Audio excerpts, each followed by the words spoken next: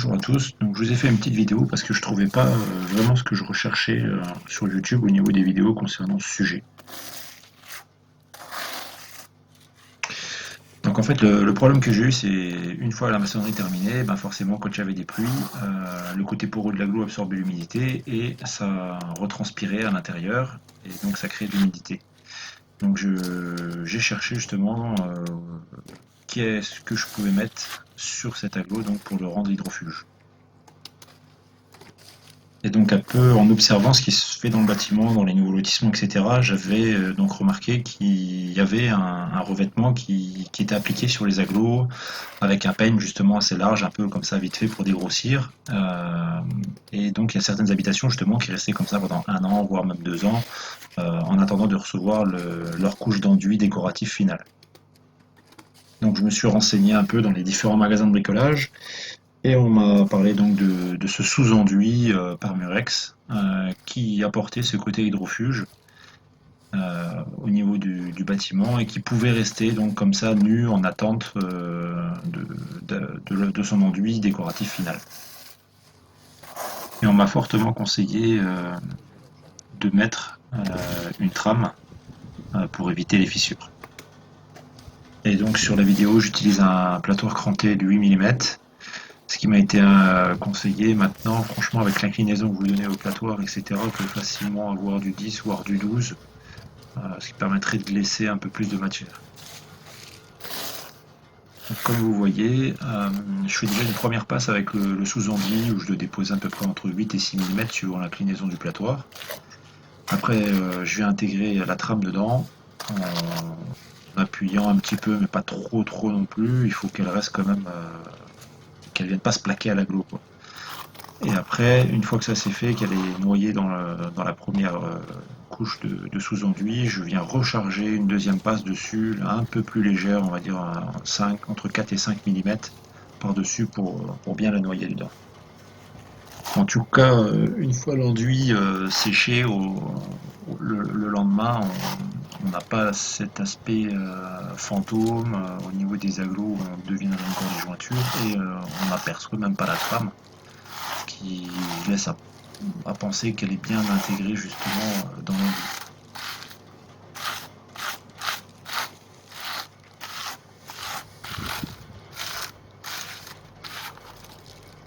Donc là maintenant je vais laisser la vidéo justement courir en vitesse réelle, il n'y a presque pas de coupure entre les plans, vous pourrez voir de toute façon au niveau de l'avancement. Ça vous permet de juger un peu au niveau de la vitesse et du temps qu'il faut consacrer pour faire. Là j'ai fait quoi? J'ai fait 3,50 m sur 1 m de haut à peu près, donc pour vous donner un peu une idée de la vitesse à laquelle vous allez pouvoir aller, quoi. Sachant que moi je suis pas forcément rapide.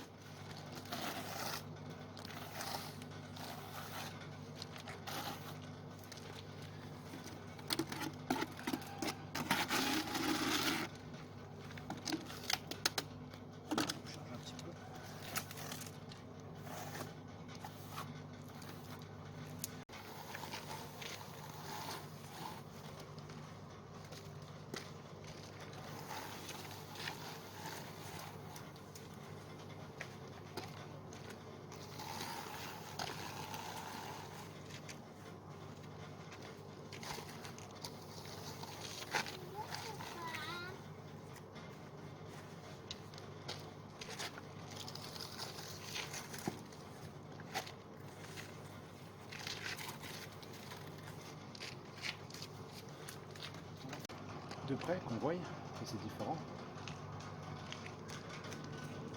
Et tu vas filmer au début que j'avais fait là-bas, la bouteille ou pas.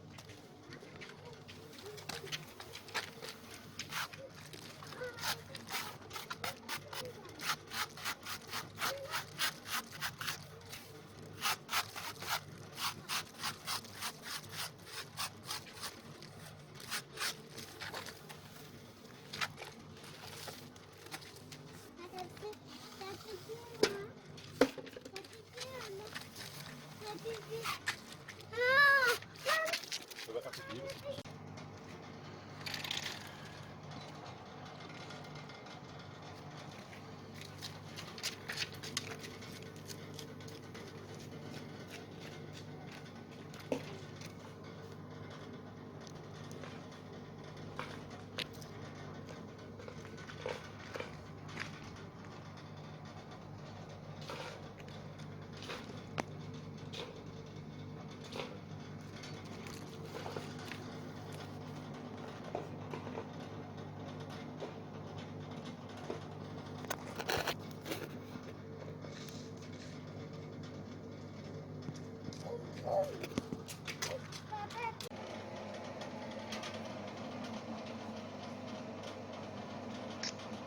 Là, je vous ai filmé le sac, comme ça vous avez un petit retour visuel pour le repérer plus facilement. Donc par Murex, sous enduit, moyen couche. Voilà, puis derrière vous avez un peu la consommation. Donc eux ils mettent 1,8 kg par mètre carré et par millimètre d'épaisseur. Donc après, bon, je vous laisse voir. Moi par exemple pour 13 mètres 50, j'ai quoi? J'ai 2 baies vitrées sur 3 mètres 50 de haut. Donc en gros j'ai dû faire 30 mètres carrés avec 10 sacs.